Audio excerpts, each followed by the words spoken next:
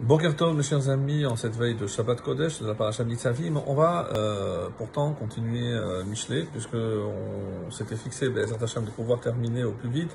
Et nous sommes toujours dans le chapitre 30, et dans le paragraphe suivant, on va assister à 4 types de Rechaim, qui sont désignés dans le texte par Dor, une génération.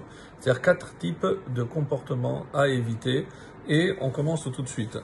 Al talshen Eved, nous sommes au verset 10. Al talshen Eved El Adonav. Ne calomnie pas un serviteur El Adonav auprès de son maître. Pen yekalelecha ve'ashamta. De peur qu'il ne te maudisse et que tu ne sois coupable, que tu ne sois en faute. Alors, parmi les différentes explications, c'est une très belle. Ici, Eved désigne le serviteur par excellence, c'est-à-dire le peuple juif. Et Adonav, son maître, c'est évidemment, et c'est pour ça que si vous voyez dans l'écriture, dans le crictive, il y a marqué Adono, son maître, au singulier. Parce que ici, on parle une allusion à Kadosh Baruch Hu, le maître. Donc attention, ne viens pas chez le maître pour parler du mal de son serviteur. Parce que, parce que finalement, comme Hachem défend toujours le peuple juif, il va maudire celui qui a voulu parler et calomnier le peuple juif. Donc on voit bien ici une attitude extraordinaire de Kadosh Baruch Hu, du Créateur à l'égard de son peuple, où il ne supporte pas, et on a plein d'exemples, par exemple, dans les prophètes, qui ont mal parlé du peuple juif. Ils n'ont pas le droit de parler du mal juif. Hachem peut dire certaines choses, mais le prophète n'a pas le droit de parler du mal du peuple à l'égard d'Hachem, puisqu'il lui a dit « je t'envoie pour le défendre, pas pour l'accuser ».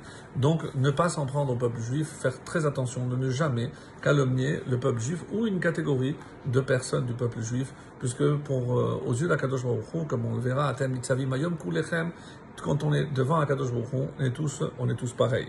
Donc, c'est ce qui était dit ici, et cette explication nous la donne le Gaon de Vilna, entre autres.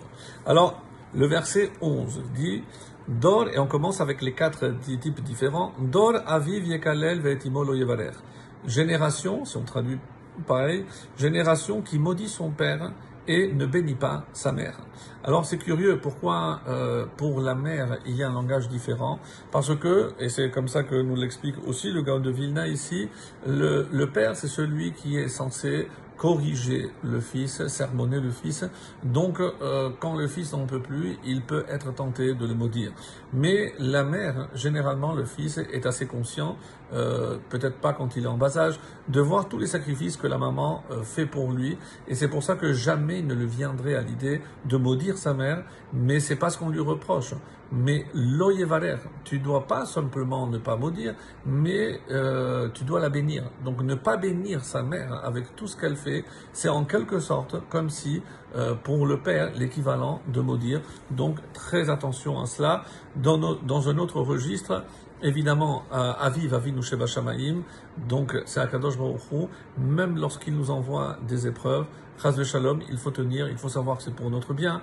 Imo, c'est la Shekhinah, donc où certains disent que c'est la Torah.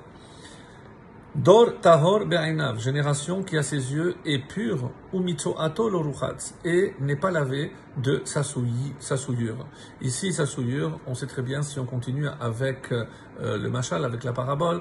Donc, il s'agit du peuple juif qui, pour lui, il se croit tahor, pur, et donc il ne cherchera pas à se nettoyer de sa souillure ici. C'est les fautes, comme expliquent les chachamim ici, c'est les avonot.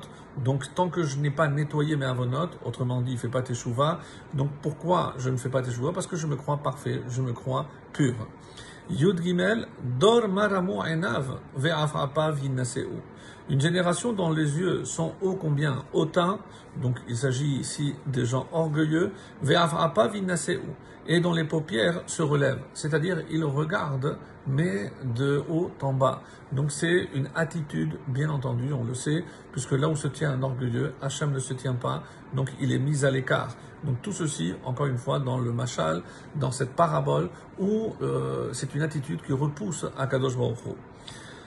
Dor charavot shinav uma achalot metaleotav. Alors génération dont les dents sont des épées, c'est-à-dire c'est non seulement par rapport à la façon de manger, mais aussi les dents, c'est à sa façon de parler. Uma achalot metaleotav. Et les canines, ici ma'achalot, l'explication est, ce sont les dents qui arrivent metaleotav comme des couteaux.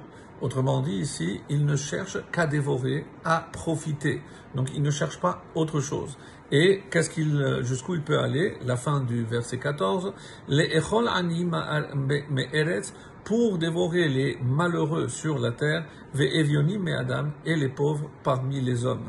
C'est-à-dire, si Hachem t'a donné un pouvoir, t'a donné des dons, c'est évidemment pas pour que tu dévores, pour que tu essayes d'enlever, de prendre le maximum aux autres, sans penser à tout ce que toi, tu aurais pu apporter aux autres.